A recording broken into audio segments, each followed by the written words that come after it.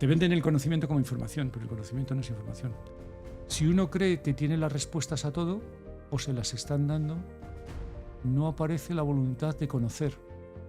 Hay una frase de Novalis, un poeta alemán, que dice que cuando los dioses se ocultan, acechan los demonios. Acechan porque algo tiene que sustituirlos. Y ese daimón, si no quieres llamarle demonio directamente, que acecha es la... Valentín, bienvenido. Muchas gracias por estar aquí en este podcast. Te agradezco un montón que estés hoy aquí, la verdad. Me parece que es una entrevista, una conversación que me apetece mucho y que vamos a disfrutar. Así que bienvenido y muchas gracias. Gracias a ti, Raúl, por esta oportunidad de entrar en tu podcast y contar cosas que a mí me interesan mucho y pienso que a otra gente también le puede interesar. Genial. Pues para entender la conversación que vamos a tener, me gustaría que te presentaras, que me dijeras quién eres, cuál es un poco tu background, de dónde vienes, a qué te has dedicado, en qué te has formado, libros que has escrito, que también sé que has escrito varios libros. Bueno, va a ser un poco largo, Raúl, porque ya cuando se tiene una determinada edad se tiene mucho background, sobre todo si uno ha tenido interés por bastantes cosas. Pero bueno, resumiendo un poco, te diré que desde el colegio tenía interés por las matemáticas y la física. Siempre pensé que iba a ser físico, pero un cambio radical en una presentación que nos hizo un catedrático que vino a mi colegio vino a aconsejarnos las carreras, me hizo cambiar y me hizo ser ingeniero de telecomunicación. No sabía que me estaba metiendo en algo que a lo largo de los años sería una revolución que me llevaría a entender muchas cosas desde dentro. Pero esto, bueno, ya lo iremos hablando. Entonces hice ingeniería de telecomunicación. Compartí este interés de estudios con otros, mientras hacías la ingeniería y luego el doctorado que hice. Compartí los estudios con estudios de filosofía que salieron de mi afición a la psicología. Estudié psicología, pero al final lo que me interesó fue la filosofía. A lo largo de todos estos años profesionalmente trabajé en Telefónica y siempre esto fue importante para mí porque me permitió viajar mucho y sobre todo estar en la punta de la tecnología. Estuve desarrollando, por ejemplo, algo que todavía algunos recordarán, la RDSI y todo eso. Yo era de los grupos internacionales que estaban dirigiendo esto y tuve que viajar por todo el mundo en su desarrollo. También, y las redes de datos, todo lo que conocemos ahora de redes de datos, Internet y todo esto, lo he visto nacer prácticamente. He visto todo su desarrollo y su interés.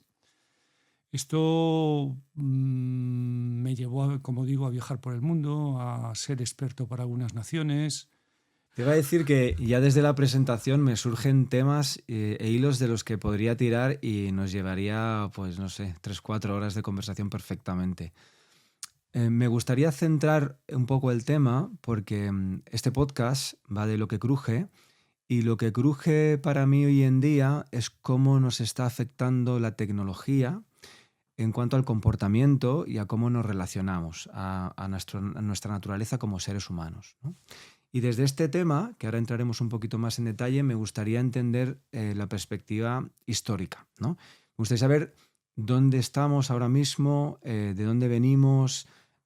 Hablas en el libro de la Cuarta Revolución Industrial. ¿Dónde estamos en este impacto que tiene la tecnología en el ser humano?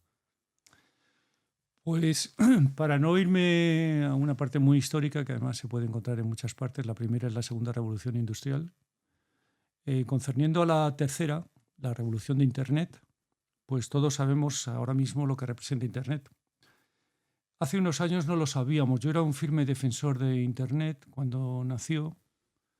Creía que eso de podernos comunicar, convertir el mundo en una aldea global, que era el concepto que utilizamos, la sociedad de la información para Europa, y convertir el mundo en una aldea global, era muy interesante. Tenía muchas perspectivas positivas. Y yo, como digo, he dado muchas conferencias dentro de mi empresa y después por fuera en utilizar Internet para el bien. Por ejemplo, yo creé un concepto que es el hogar digital, que todavía está por ahí el libro circulando, y lo creé todavía desde dentro de Telefónica. Luego seguí siendo fuera de Telefónica cuando me marché en el 2003 continué trabajando en asociaciones tecnológicas y en mi propia empresa. Puse mi propia empresa y trabajé para otras empresas como experto en estos temas, en que un hogar digital pues era un smart home, de lo que llamamos hoy en día, donde cantidades de cosas se podía hacer por el ser humano, le podrían quitar trabajos inútiles y permitirle dedicarle a otras cosas. Y todavía continúo trabajando en ello, en la empresa y en una asociación, creyendo que estos smart home y estos hogares inteligentes pueden ayudar a la gente con discapacidad. Eso es mi centro ahora. La accesibilidad, si me buscas en LinkedIn, que veo que has entrado, bueno, no se mueve demasiado, no muevo demasiado la biografía, pero mi trabajo concierne ahora utilizar las tecnologías para la accesibilidad. Que una persona ciega, en silla de ruedas, mayor, con cierta imposibilidad, no se vea limitado por la tecnología, sino que la tecnología sea una ayuda para él. Esto es lo que nos puede permitir la tecnología, pero esta tecnología que entreveíamos cuando estábamos haciendo en Internet, nos hemos acercado a otro aspecto, como es, que luego hablaremos un poco, supongo, de la inteligencia artificial, que nos ha llevado a que se escape de las manos. Entonces, la cuarta revolución, que ya se denomina así la Machine to Machine, máquina to M2M, máquina tras máquina, quiere decir que por primera vez el ser humano no interfiere con la tecnología, sino está al margen de la tecnología que interfiere con la propia tecnología. Voy a dar un ejemplo que la gente podría entender fácilmente. Las millones de líneas de software que ocupa, por ejemplo, el software de un avión, ya no hay ser humano, como en mi tiempo cuando programábamos, que puedan ser constatadas por un ser humano. Tienen que ser constatadas por otro software. Entonces, tiene que ser una inteligencia artificial la que se encargue de descubrir si hay errores en ese software.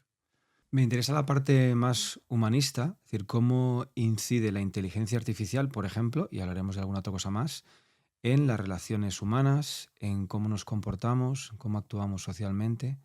¿Cómo piensas que va a influir la inteligencia artificial en este sentido? Todo lo que se va formalizando para la gente joven especialmente a través de las redes sociales, esa distancia que se va formalizando, se sabe que ya está generando miedo a la cercanía. Esa distancia va creando una especie de cáscara que le evita la relación con otro ser humano. Hay algo más. En una relación humana, en un diálogo, donde se expresa un diálogo, donde se expresan opiniones, es importante, porque nos hace reflexionar, nos hace pensar, lo que está diciendo el otro ser humano en directo. Y ese diálogo nos enriquece. Todos lo sabemos que eso nos enriquece. Cuando entramos en una red, la tendencia a formar grupos son grupos de afinidades, con lo cual no estás en ningún sitio donde puedas encontrar una resistencia, una contradicción en tu propio mensaje, un alegato en contra de lo que tú estás diciendo, o a favor, pero de alguna manera matizada. Quiero decir, todo ese discurso se va disolviendo. Solo a través de los clics, de los likes, vas encontrando una relación con los otros. Eso tiene, y ahora se sabe, un punto de narcisismo brutal. Se va uno realimentando con los propios likes que se le van dando, y eso va confiriéndote una personalidad narcisista. Hay una disociación también que me interesaba mucho en el libro, que es las redes sociales, por un lado nos abren a poder ver otros mundos, pero también como que nos atrapan, nos encorsetan, ¿no? Todos sabemos lo que pasa cuando estamos buscando una cosa y al cabo del tiempo en el buscador te aparece esa cosa que estamos buscando. Los algoritmos se saben cómo están construidos para favorecer que tú estés el mayor tiempo posible en esta red. Creo que no lo sigo muy de cerca las redes que existen, pero TikTok creo que para eso es un paradigma. Lo bien construido que está para que estés permanentemente ahí y gastando tu tiempo. Hay algo adicional en ese gasto de tiempo que es el gasto de tiempo mismo. No tenemos el tiempo infinito y necesitamos un tiempo de reflexión para mirar fuera y mirarnos a nosotros mismos. La imagen te atrapa y no te deja salir de ese, o te gasta mucho tiempo del tuyo permitido para estar sujeto ahí. Aquí hay un punto que también me parece importante. La información, pese a lo que se cree, es un conocimiento de muy bajo nivel. Información, no quiero decir la información sesgada.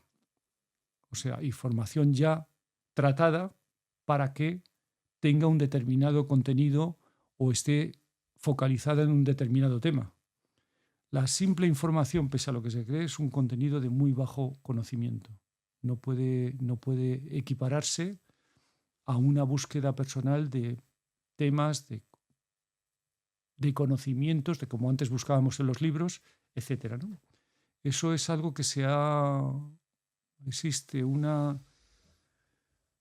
existe, como diría yo, con respecto a la información. Venía leyendo precisamente en Google una cosa que salía, decía que una revista que quería que te entraras en ella y decía, no puede haber conocimiento sin la información. Te venden el conocimiento como información, pero el conocimiento no es información. Eso tiene también una vuelta de tuerca, que es que la información te satura. Entonces, te venden todo el mundo que quiere estar tan informado, realmente ocupa todas sus horas libres en la información, que no puede ser estructurada porque no hay tiempo para ello. Y en miles de casos no hay conocimientos para hacerlo. Uno busca en Wikipedia, pero lo que encuentra tiene que estar estructurado previamente en tu cabeza, si no, no sabes lo que estás buscando. ¿Y qué implicaciones tiene toda esta abundancia de pequeñas píldoras de información que nos ocupan el día a día, que nos ocupan el cerebro? ¿Qué implicación tiene al final en todos nosotros? Dicho lisa y llanamente y un poco brutalmente, una especie de robotización. O sea, se construye una ideología por dentro de uno mismo, que lo estamos viendo, la polarización de las ideologías, es un tema actual. Se construye una polarización, una ideologización con respecto a lo que se quiera usar. Y, como digo, no hay tiempo para reflexión, no hay tiempo para estudio, no hay tiempo para nada. Entonces uno acaba siendo un poco un robot. ¿Y esto es la subnaturaleza? O explícanos un poco qué es la subnaturaleza, que es de lo que versa tu último libro. Rudolf Steiner tiene un libro donde habla de algo que le va a pasar al ser humano en el futuro. Lo escribió pues, de esto hace 100 años ahora mismo. Que le pasará en el futuro, que será una especie de descenso en su capacidad de discernir, un reto, una bajada, un descenso, como quieras llamarle, hacia algo oscuro donde acechan otro tipo de fuerzas, ¿no? Esto sería muy largo explicar y lo he concentrado ahí en unas cuantas palabras. Yo cuando lo leí, aparte de estar de acuerdo con él por lo que veía, inmediatamente también por mi formación, lo identifiqué ya con la tecnología. La tecnología que atrapa al hombre es una bajada que uno tiene que hacer. Hay mucha gente que rechaza la tecnología. Dice, no, esto yo no quiero un móvil, no quiero nada. Yo esto considero que una vuelta atrás nunca es un paso adelante. Obviamente, no puedes quedarte en el mundo de ayer. Tu conciencia evoluciona y necesitas otras situaciones donde sigas evolucionando. El hombre, como digo en este libro, ha iniciado un descenso. Todo lo que estamos hablando últimamente es un descenso. Es un descenso en una oscuridad. Hay una frase de Novalis, un poeta alemán, el poeta alemán del romanticismo quizás el más importante, el idealismo alemán, que dice que cuando los dioses se ocultan, acechan los demonios. Entonces, al desaparecer el concepto de Dios, quizá con Nietzsche, en su momento, acechan porque algo tiene que sustituirlos. Y ese daimón, si no quieres llamarle demonio directamente, que acecha es la tecnología. Ujú. No la tecnología en sí, creo que también lo digo en el libro, la tecnología en sí es amoral. Pero ya en el siglo V antes de Cristo, un filósofo chino decía que cuando utilizabas máquinas, tu corazón se volvería una máquina. Entonces la tecnología en sí permite el acceso de otras cosas que no son visibles. Estaba yo reflexionando, mientras que te escuchaba, en que es al final la subnaturaleza, sí, porque lo está entendiendo como una relación con la tecnología que es temporal. Es decir, que bajamos, entiendo que luego se puede subir, lo está entendiendo como parte de un proceso, ¿no? Esa relación Mm. con la tecnología. No sé si lo estoy entendiendo yo bien. Eh, sí y no. La subnaturaleza, hemos empezado a entrar en ella desde hace muchos años, en el sentido de que nos abandonan creencias que teníamos sobre cómo era el ser humano y qué era el ser humano, y cuál era el contexto en el que vivía, y cuál era el sentido de su vida. A medida que todos esos puntos se van perdiendo, el hombre va entrando en esa oscuridad que podemos determinar su naturaleza. Ahí hay varios puntos que sí me gustaría tratar contigo, de las implicaciones, ¿no? que tiene esta subnaturaleza, que si yo lo entiendo bien, pues tiene que ver con esa bajada, una relación como mucho más directa con la tecnología, un mundo mucho más virtual, que tiene sus luces y sus sombras, ¿no? Que ahora me gustaría también ver, tampoco por lanzar una visión muy agorera, creo que la tecnología también tiene cosas positivas, pero sí también ciertas implicaciones en los seres humanos, en cómo somos, en cómo nos relacionamos y cómo entendemos el mundo, ¿no? Entonces, hay varios temas que sí me interesan. Por ejemplo, el pensamiento, ¿no?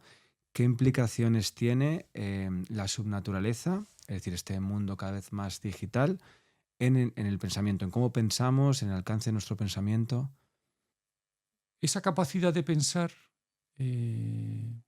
se va, con todo lo que estamos hablando, se va por falta de capacidad de pensar y de pensarse. Son dos aspectos, pensar el mundo y pensarse. Se va nublando. Se va nublando y queda sustituida por conceptos ya hechos. Eso, los conceptos ya hechos, que sustituyen a un pensar sobre el tema, son algo así como una rutina dentro de una inteligencia artificial o dentro de un software.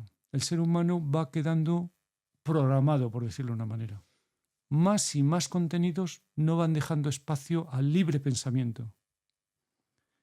Y puede uno convertirse en un autómata. Todos tenemos automatismos, nos han enseñado automatismos desde pequeños y muchos son beneficiosos, como el lavarnos los dientes por la mañana, asearnos, etc. No pensamos sobre ellos, los hacemos y ya está. Otros los adquirimos durante la vida, como el pensamiento, si hubiera ahí un letrero de no fumar, no necesito pensarlo mucho. No fumar, ya está. Pero muchas otras cosas de la vida, las importantes, tenemos que irlas pensando. Si todas quedan sustituidas por conceptos ya hechos e interiorizados, el pensar queda excluido, no quedan capacidades para el pensar y se va desarrollando una cosa que es el peligro y es lo que rige mucho de la sociedad actual, que es la egoidad. El ser humano se convierte en un ser egoísta y egoísta quiere decir que se rige por sus propios pensamientos que le favorecen. Uh-huh. Que le favorecen no solo en tener cosas que le gustan, sino en sentirse a sí mismo. Uh-huh. Y esto, sentirse a sí mismo, es un concepto un poco largo de explicar. No, hablabas también Es un poco lo del narcisismo que comentaba al principio. Vale. Necesita estar viendo su propia imagen siempre. Vale, me interesaba cómo afectaba en el pensar en general y lo que comentabas del pensarse, cómo afecta también al pensarse. Claro, necesitamos tener un pensamiento claro, transparente, entrenado, para poder luego pasar a pensarnos. Porque cuando tú te piensas, utilizas tus instrumentos de pensar que tú tienes afinados para mirar tus propios actos y sacar tus propias consideraciones. También se necesita ahí, obviamente, diría presencia de espíritu. Vas a ver, a medida que vas profundizando en ti, vas viendo con claridad tus propios actos y sus consecuencias, y puedes empezar a mirarte a ti mismo y ver qué debes cambiar. O sea, pues si lo entiendo yo bien, si no tengo tiempo de pensarme porque estoy todo el día en redes sociales consumiendo información rápida y demás, no tengo tiempo para reflexionarme y para construir una imagen de mí que sea la que yo quiero, ¿no? Entiendo. Desvelar tu propia imagen. No O sea, construir, sino desvelar claro. Sí, bueno, tu propia imagen. La idea es que al final no puedes construirte, no te deja tiempo la realidad de construirte una imagen del mundo que tú puedas reflexionar y pensar con autocrítica, ni tampoco sobre ti, ni sobre el mundo, ni sobre ti, ¿no? Eso Vale. es. Vale. Hay una frase, bueno, seguramente sean varios fragmentos que yo me he apuntado sobre el pensamiento que se recogen en el libro, que me parecía interesante. No sé si a lo mejor desde ahí hay algún punto más que podamos tratar. Dice, el pensamiento del sujeto queda atrapado en contenidos incesantes, en distracciones.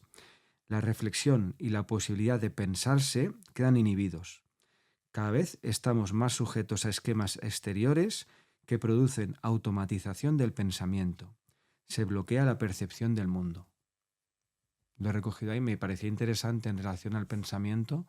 No sé si recoge bien lo que decíamos o hay alguna cosa que... Es lo que...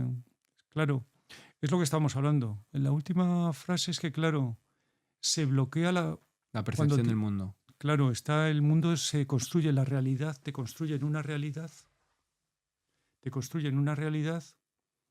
que es la que te venden. Y entonces tú quedas como inhibido del mundo, de la verdadera realidad del mundo, porque no tienes capacidad de pensarlo. Uh-huh. Queda construido por los prejuicios, por todas las imágenes que construyen alrededor de ti. Uh-huh. Te inducen a cómo vivir, qué es el mundo y cómo lo has de vivir. Sin esa posibilidad de reflexionarlo y de ese espacio, ese tiempo para poder reflexionarlo. Claro. Otros... Ni que decir tiene que la libertad desaparece totalmente. Claro. Quiero repasar con más puntos. ¿Qué pasa con la libertad, entonces, en este mundo virtual, digital? Bueno, la libertad... es que la libertad es un tema también muy largo. No es la libertad no es la de elegir yogures en el supermercado cuando vamos. La libertad es posibilidad de creación. Posibilidad de creación significa conocimiento.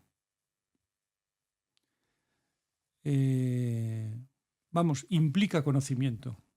Implica conocimiento, implica fuerza para crear. Vamos a decirlo así. Dice en la Biblia que conoceréis y seréis libres. Eso es, pero bueno, ¿libres para qué? Pues la libertad es la posibilidad de convertirte en tu propia obra de arte. Es decir, en hacer tu propia creación. Uh-huh. Esculpirse a uno mismo. Así es como decía una frase también de Goethe, que lo que tenemos que hacer es sentir a través de nuestra propia reflexión, autorreflexión, libremente elegir cómo queremos conducirnos. Esa posibilidad de elegir nos implica también en cómo queremos construirnos, y nos implica algo muy importante de lo que no hemos hablado ahora, la moral, la ética. Pero entiendo que de alguna manera eso está coartado por este mundo en el que estamos, creo que cada vez más normalizado, como más uniforme, más digital, más impactados, ¿no? por pequeñas informaciones que decíamos, pero multitud de ellas, más redes sociales. Entiendo que esa libertad de alguna manera está coartada, sin que nos demos cuenta, ¿no? Que es un poco la reflexión a la que yo llegaba. Sí, por lo que hemos dicho. En primer lugar, por el bombardeo incesante de información, por la cantidad de información, por la cantidad de prejuicios que transmite. Hay que fijarse que prejuicios son prejuicios. O sea, no puedes hacer un juicio porque ya lo tienes. Es un pre. Hay una cosa que me interesa también respecto a la realidad del mundo, comentar algo que está en el libro también. Creo que lo cito al filósofo, pero es que me parece muy interesante porque ya lo había escrito antes. El filósofo que le acaban de dar el premio Príncipe de Asturias, a Byung-Chul Han, el filósofo coreano. Ah, sí. Tiene un libro, el primero que leí de él es No Cosas. Y tiene una cosa muy interesante, cómo se da cuenta de que realmente todo lo que construye el mundo virtual son no cosas. Para empezar, nuestras no cosas son las fotografías, esos millones de fotografías que hacemos a lo largo de viajes que jamás volverán a ser vistas. Todo efímero, ¿no? Todo súper Todo efímero. En realidad no llegan a ser cosas. Son unos bits que se quedan por el mundo, por el ciberespacio, dando vueltas y ya está. Y entonces no tenemos una impresión real con el mundo porque no chocamos con él. Es como, volviendo un poco al tema de antes, cuando no nos encontramos con otra persona frente a frente, no chocamos con ella y en realidad no nos produce ninguna reacción. Un like y ya está, no hay ninguna reacción. Todo lo que aparece en el mundo virtual no ofrece resistencia. Todo está al alcance de un clic. Y ese no producir resistencia realmente no nos sitúa en el mundo. Uh-huh. Yo lo señalaría, ahora que he visto nietos de amigos míos, cómo los niños van tratando de situarse en el mundo, tocar todo. Todo lo que ofrece resistencia es lo que te sitúa en el mundo, espacialmente, pero también mentalmente. Uh-huh. Entonces, sin esa resistencia, cuando uno entra en el mundo virtual, no es un mundo realmente. Está uno viviendo en un mundo, se está uno virtualizando, por decirlo de alguna manera. Uh-huh. Y quizás la imagen de eso que se me viene a la cabeza es los típicos adolescentes que están en un banco, sin interactuar entre ellos, metidos en su pantalla, pensando que están interactuando un montón y que están accediendo a un montón de amigos, pero prácticamente entre ellos no se están hablando, ¿no? Así es. Así es. Hay cosas muy simpáticas al respecto. Recuerdo un amigo que me contaba que estaba comiendo con su hijo en un restaurante y el hijo estaba, hijo de 30 años, o sea, no un adolescente. Y estaba con el móvil todo el rato y entonces le envió un mensaje por el móvil y dijo, oye, ¿qué vas a cenar? Dijo, joder, pero papá, si estoy aquí. Ya, pero es que como no paras... Es cierto, se creen que interactúan, pero realmente solamente interactúan consigo mismo. Uh-huh. En realidad es una imagen especular. Volvemos otra vez al tema de Narciso. Uh-huh. Es una imagen totalmente especular. No pueden tener un conocimiento de sí porque ya está construida y se la están construyendo. Uh-huh. Hablabas en el libro, más cosas que me interesaban, el tema de la pasividad del pensamiento, ¿no? Es esto lo que estamos hablando, ¿no? El pensamiento se pasiviza. Se sustituyen... Cuando hablamos del pensar, viene en un libro que utilizo mucho en los cursos y yo siempre la pregunta la hago también. Uh-huh. Cuando empieza un seminario o algo de eso, digo, ¿cuándo fue la última vez que pensó usted? Entonces, estamos acostumbrados a creer que invocar una experiencia o unas representaciones o hacer una coordinación de pensamientos ya hechos es un pensar. Eso no es un pensar, eso es una relación de acciones que se van juntando para responder a otra acción que no es nueva. Pensar es cuando realmente nos ponemos a pensar y llegamos a una conclusión, si es posible completamente nueva. Ese es el pensar. Uh-huh. Entonces, como no se hace nada, el pensar, el ser humano se acostumbra a estar utilizando solo toda la información que se le ha dado y la conceptualización que se le ha dado, con lo cual el pensamiento se pasiviza y llega a poder desaparecer. Ujú. Y lo estaba conectando mentalmente con el tema de la inteligencia artificial que comentábamos antes, ¿no? Cuanto más inteligencia artificial haya, entiendo que un pensamiento más pasivo se puede desarrollar, pero a su vez necesitaremos de un pensamiento mucho más activo, mucho más crítico para poder movernos en ese mundo de inteligencia artificial y trabajar con ella, entiendo, ¿no? La inteligencia artificial, la primera parte que le dedico al libro no es inteligencia realmente. O sea, ya la equivocación fue llamarla inteligencia, pero bueno, en realidad no querían decir eso lo que ha llegado a ser, ¿no? Solo mucho más tarde le llamaron inteligencia en ese sentido.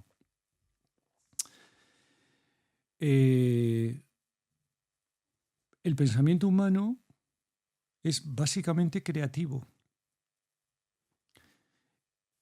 Lo digo, pero lo digo con mucho miedo en el segundo capítulo porque no sabía si debía incluirlo o no cuando hablo de la incompletitud. El pensamiento humano no es algorítmico, no es un proceso de ordenador, Uh-huh. no es computable. La inteligencia artificial es computable, por más que hayan hablado de redes neuronales y cosas de ese estilo. Uh-huh. Lo que querían decir es que, bueno, que se podían llevar procesamientos paralelos e interferir unos con otros y tal, muy bien. Pero el pensamiento humano tiene puntos que son totalmente no procesables, son totalmente de intuiciones, de aparición de soluciones a preguntas que solo realiza el ser humano. Eso para empezar. Uh-huh. La inteligencia artificial responde a cosas, cuando se la entrena, responde a cosas que se le están preguntando. Y puede hacer muy rápidamente, por ejemplo, pero no tiene nada que ver con la creatividad del ser humano. De hecho, yo no creo que llegue a aplicarse nunca, aunque se están entrenando inteligencias artificiales. Ahora realmente varían profesiones, esto es curioso. Yo he sido consultor interno de Telefónica y consultor externo. Y el consultor, el papel fundamental que tiene, no sé si lo sabes, es entender al cliente y, basado en su experiencia, ver cómo se puede ordenar lo que el cliente quiere. En realidad, eso es un pensamiento creativo. Ahora, el consultor está entrenando inteligencias artificiales para que entienda los problemas del cliente y ver qué soluciones le da. Ha variado lo que entiendes a la inteligencia artificial, no realmente los problemas del cliente, ¿no? Entonces eso da lugar a soluciones raras, pero que la creatividad que se le puede ofrecer para algo no puede estar en algo que ya está hecho. Claro. Sí, pero el tema de la creatividad también se ve afectado, ¿no? por este mundo virtual, digital en el que vivimos. Aparentemente sí. Aparentemente sí, se puede vender. Recuerdo un profesor mío de alemán que un día vino con una poesía para ver si adivinábamos de quién era. Y era una poesía de hace 3 años o por ahí. Era poesía hecha en alemán, claro, con inteligencia artificial. Y ninguno supimos lo que era realmente. Pero luego tienen defectos cuando las analizas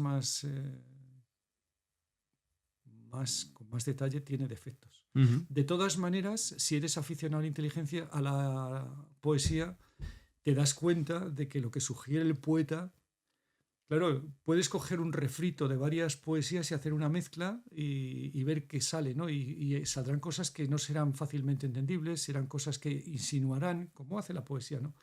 Pero faltará el punto del poeta, seguro. Había otro tema que también me interesaba mucho en el libro, que tiene que ver con la voluntad, ¿no? Y hablabas de la exención de la voluntad. ¿Qué Sí. pasa con la voluntad? Si uno cree que tiene las respuestas a todo, o se las están dando, no aparece la voluntad de conocer. Y uno va quedando pues atrapado en todo. Viene a ser un poco lo mismo de lo que hablamos antes. Va quedando atrapado en una serie de secuencias Uh-huh. que conforman su vida y su egoidad. Hay una voluntad egoísta, la voluntad del egoísta, que es sentirse a sí mismo y que el mundo, digámoslo en términos sencillos, está a su servicio, ¿no? Uh-huh. Y eso que digo, la voluntad desaparece. Sin embargo, y esto enlazaría un poco con algo que has mencionado antes, y que no hemos respondido, que es ¿qué nos saca del atolladero de la subnaturaleza? A eso iba a ir ahora. Esa voluntad, ese resquicio de voluntad, en algún momento, quizá misterioso, tiene que darse cuenta de que está entrando en ese umbral, en esa oscuridad. Y esa voluntad de salir es la lucecita que nos puede sacar de ese hundimiento. Esa lucecita tiene que ver otra vez con el conocer, buscar un otro conocer, una otra forma de ser humano, ¿no? Entonces, lo que digo también ahí, bueno, lo que pienso es que uno tiene que sumergirse en esa subnaturaleza, pero al mismo tiempo tiene que dar un pasito hacia la supranaturaleza. A medida que no voy teniendo las respuestas, si me sitúo en esta posición, a medida que el mundo ese de la subnaturaleza no me da respuestas, si me queda ese espacio libre para pensar, ese pensar volitivo. Esto es un largo tema. El pensar volitivo, transformarlo en una volición pensante. Si nos vamos dando cuenta de eso, empezamos a luchar por tener respuestas de otro tipo, que ya no son respuestas que nos son dadas, sino son respuestas que nosotros estamos buscando. Y que muchas pueden venir de nuestro interior, de esa parte interior nuestra que no conocemos, de ese yo o de esa supraconsciencia de la que estábamos hablando antes. Entonces, creo que la subnaturaleza debe ser contrarrestada en esos pasitos que vamos dando en esa bajada, con pasitos que vamos dando hacia arriba, desde la cual podamos mirarla. Vale. Entonces, entiendo que para salir de esta naturaleza, este mundo virtual, digital, que nos tiene un poco absorbidos, el primer paso es la lucecita que decías, que es la consciencia, es decir, que seamos conscientes de que estamos ahí, el querer salir también un poco de ahí, el querer dar un paso para salir de ahí, el querer conocer. ¿Y qué herramientas podemos utilizar? ¿A qué nos podemos agarrar? ¿Qué nos puede ser útil en el día a día para poder salir de ahí? Hombre,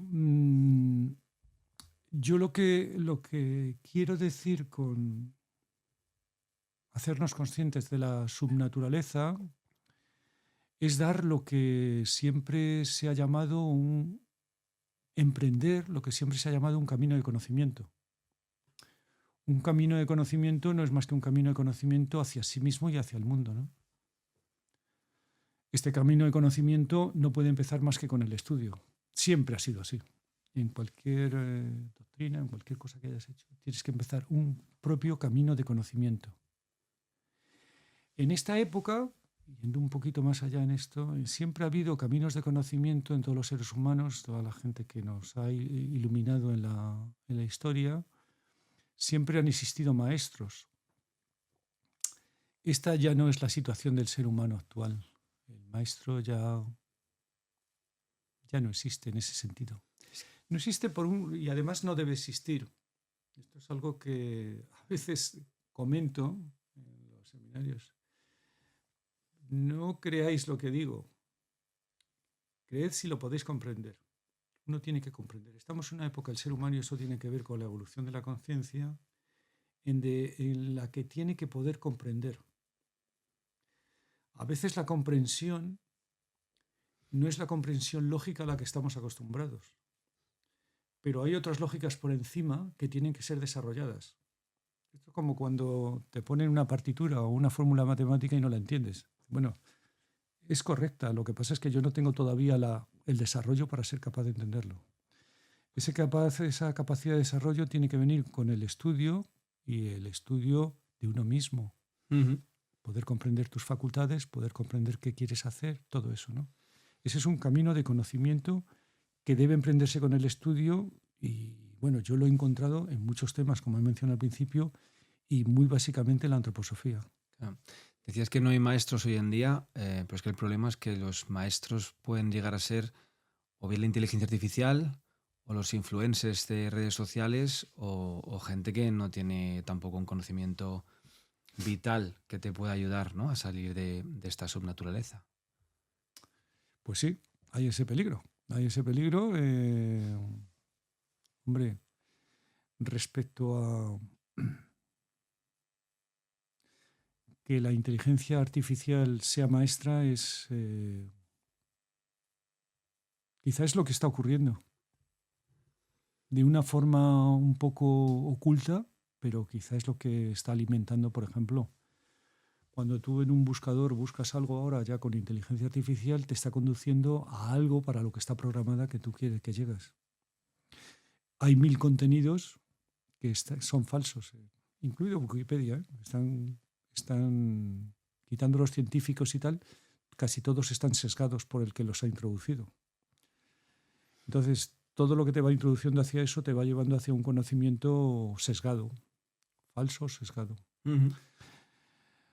Yo no, de lo poco que conozco de influencers, no me parece para tenerlos en cuenta. Bueno, son personas que se están ahí buscando la vida.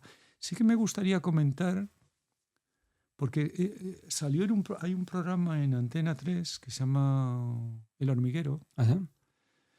que hace el año pasado, creo, o el anterior, yo a veces lo veo, si veo algo que me interesa. Y salió un Instagramer muy curioso, luego ha llevado otras influencers también este hombre, pero salió un Instagramer que me pareció muy curioso. Él había dado un salto de hacer chorradas en Instagram a darse cuenta que podía ayudar a los demás y lo utilizó así. Y luego se dio cuenta de que podía ayudar más y más y se fue metiendo más, hasta que llegó un momento en que se dio cuenta, cuando le preguntó el presentador, pero ¿cuántas horas dedicas tú diariamente al móvil? Dice, pues no sé, 12, 14, algo por el estilo. Entonces se dio cuenta, llegó un momento, me parece que tenía 27 años o por ahí, o sea que el hombre se había dado cuenta pronto, que el mundo real ya no se manejaba bien en el mundo real. Decía, por ejemplo, en las relaciones con los seres humanos, con otros seres humanos, no podía hablar, o sea, el otro no podía aguantarle más que unos segundos hablando. Tenía que interrumpirle. Si te das cuenta, eso es algo que te pasa tú puedes interrumpir cuando quieras en una conversación virtual o hacerla trozos. Sí, el tema de hacer scroll, que enseguida interrumpes lo que te están contando porque no te gusta y tiras para arriba. No podía, en el mundo real, no podía relacionarse con otros seres humanos porque no era capaz de focalizar en lo que estaban diciendo, ¿no?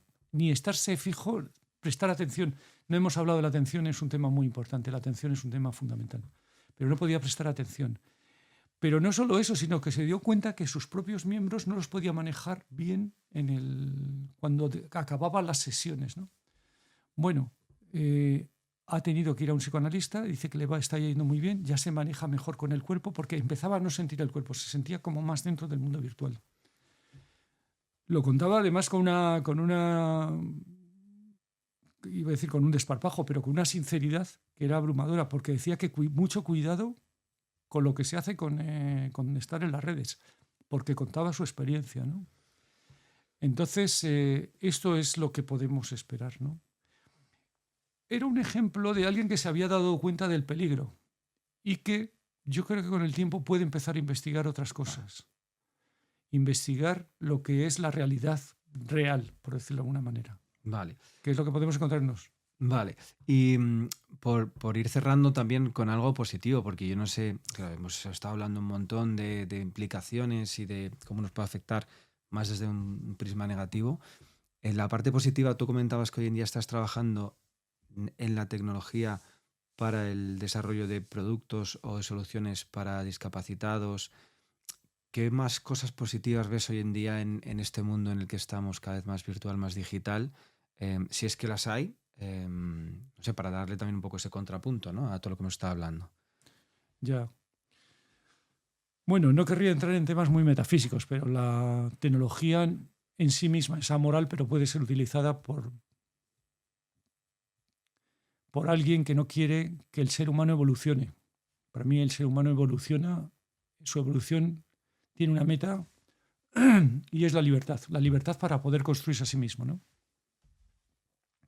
Entonces, la tecnología tiene siempre ese peligro. Por eso debemos construir en el otro sentido del que señalaba. Esto tiene una gran ventaja.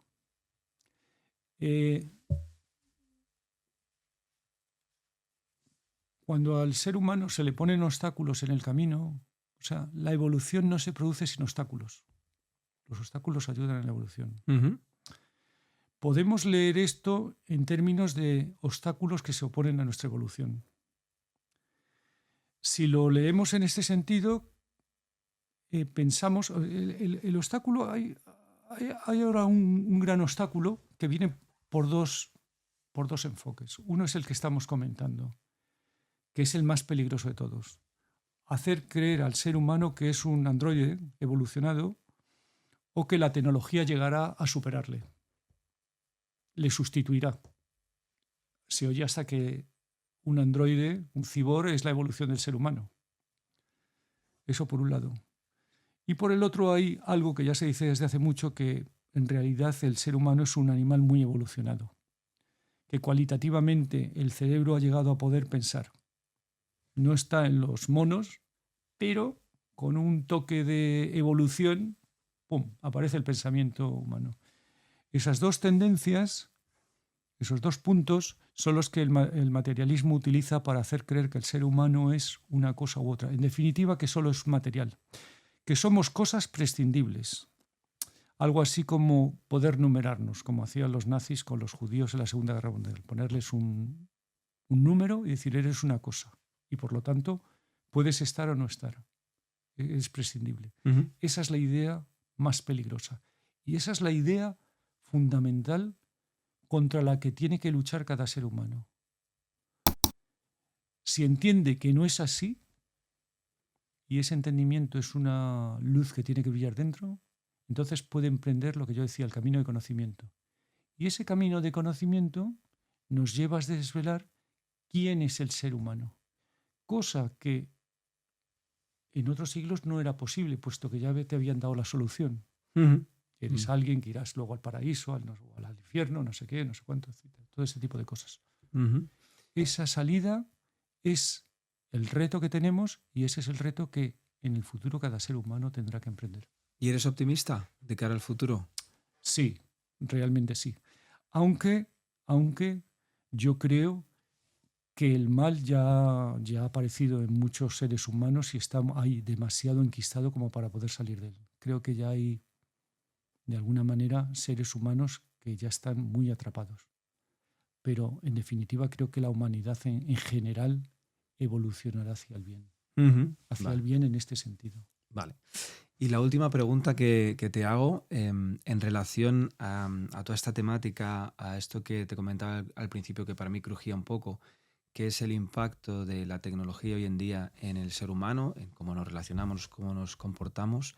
En lo personal, y teniendo en cuenta todo el desarrollo que has tenido, tu trayectoria, en relación a esta temática, ¿qué te llevas tú en lo personal? ¿Qué has aprendido? ¿Qué aprendizaje te llevas para ti en lo personal de todo esto? Hombre, yo he tenido la suerte de ver dos revoluciones de la tecnología, o sea, lo he visto desde dentro. Es por eso que hablo desde dentro. Puedo entender muy bien qué está representando esto. Por otro lado, he tenido la suerte de estoy muy en contacto. Mi mujer ha estudiado arte, con lo cual también tengo la suerte de estar muy en contacto con la parte humanística y de arte. Ver la otra parte del ser humano, verla también de cerca, ¿no?, en sus creaciones. Uh-huh. Yo lo que me llevo es que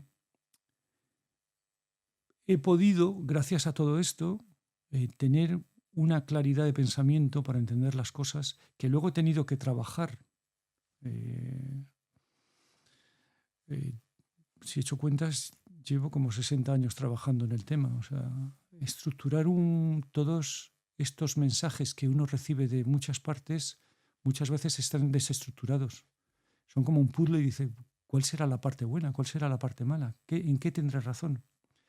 Tienes que trabajar y estudiar para que al final se abra dentro de ti unas certezas. Dices, bueno, esto es cierto.